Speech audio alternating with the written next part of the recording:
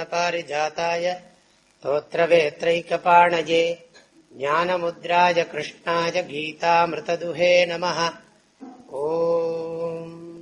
எவனொருவன் தினந்தோறும் 18 அத்தியாயங்களையும் அசையாத மனதோடு பாராயணம் பண்ணுகிறானோ அவனுக்கு ஞான சித்தி ஏற்படுகிறது.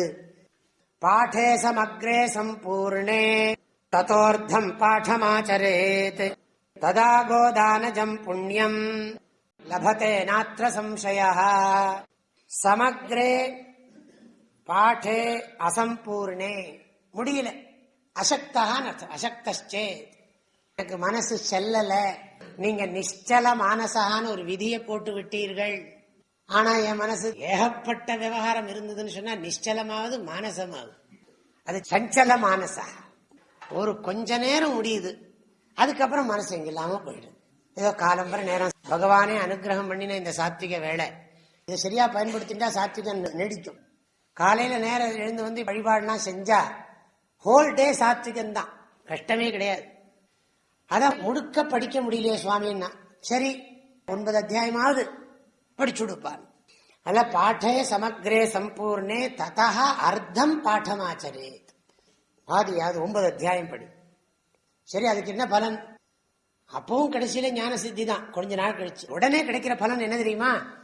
பசுமாடு தானம் பண்ணினா என்ன புண்ணியம் கிடைக்குமோ அந்த புண்ணியம் கிடைக்கும். பாருங்க எவ்வளவு சௌரியமா போச்சு. அப்ப தினம் நீங்க 9 அத்தியாயம் படிச்சா என்ன ஆகும்? கிட்டத்தட்ட 3 வருஷத்துல சகஸ்ர கோதானம் புண்ணியம் கிடைக்கும்னா. இதெல்லாம் நமக்கு தெரியாது, அதிருஷ்ட சக்தி. என்ன சும்மா இஷ்டத்துக்கு சொல்லி வச்சிருக்காங்க அப்படின்னு நம்ம நினைக்க முடியாது. அதுல எவ்வளவு நுண்மையான விஷயங்கள் இருக்கோ நமக்கு இப்படி தெரியும். நம்ம வாழ்க்கையே அதிர்ஷ்டம் தான், அதிசயமா தான் இருக்கு. இல்ல நரூபமஸ்யேஹ தசோபலப்யதே நான்தோ நச்சாதிர் நச்ச சம்பிரதிஷ்டா. ஒவ்வொரு நாளும் போறதை பார்த்தா ரொம்ப அதிசயமா போயிட்டு இருக்கு. அத்த சம்சயா ந கர்த்தவியா. நிஜமா சுவாமி நடக்குமா இதெல்லாம் அப்படின்னு. இப்போ பசுமாடு தானம் பண்ணா வர்ற புண்ணியத்தை கண்ணால பாத்தீங்களோ? பார்க்கல. அதே இதுல கிடைக்கும் சொல்றது, இது கண்ணால பார்க்க முடியுமா? அதை கண்ணால பார்க்க முடியாதுன்னா இதையும் கண்ணால பார்க்க முடியாது, கருத்தால உணர முடியாது. சாஸ்திரம் பொய் சொல்லாது. நம்ம புத்தி சக்தி அல்பம், சாஸ்திரம் மகத்தோ மகத். ஆகையினால சாஸ்திரம் சொல்லியாச்சா கேள்வி கேட்காம ஒத்துக்கணும். சில விஷயங்களை எல்லாம் பலன் கிடைக்கிற போது இப்பதான் நமக்கு புரியும். அடுத்த ஸ்லோகம். த்ரிபாகம் படமானஸ்து கங்கா ஸ்நான பலம் லபேத் ஷடம்சம் ஜபமானஸ்து சோமயாக பலம் லபேத் ஏகாத்யாயந்து யோ நித்யம் படதே பக்தி சம்யுதः ருத்ரலோகமவாப்னோதி கணோ பூத்வா வசேச்சிரம். அத்தியாயம் ஸ்லோகபாதம் வா நித்யம் யஃப் படதே நரஹ சயாதி நரதாம் யாவத் மன்வந்தரம் வசுந்தரே. கீதாயா ஸ்லோகதசகம் சப்தபஞ்சசதுஷ்டயம் द्वौ त्रीनेकं तदर्धं वा श्लोकानां यः पठेन्नरः चन्द्रलोकमवाप्नोति वर्षाणामयुतं ध्रुवं. गीतापाठसमायुक्तः मृतो मानुषतां व्रजेत् गीताभ्यासं पुनः कृत्वा लभते मुक्तिमुत्तमाम्.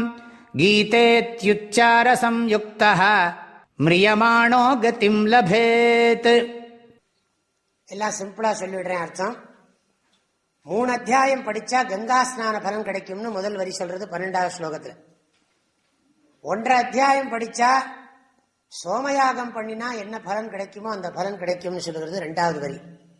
13வது ஸ்லோகத்தினுடைய முதல் வரி, எவனொருவன் தினம் ஒரு அத்தியாயமா படிக்கிறானோ, பக்தியோட படிக்கிறானோ, அவன் ருத்ரலோகத்துக்கு போவான்.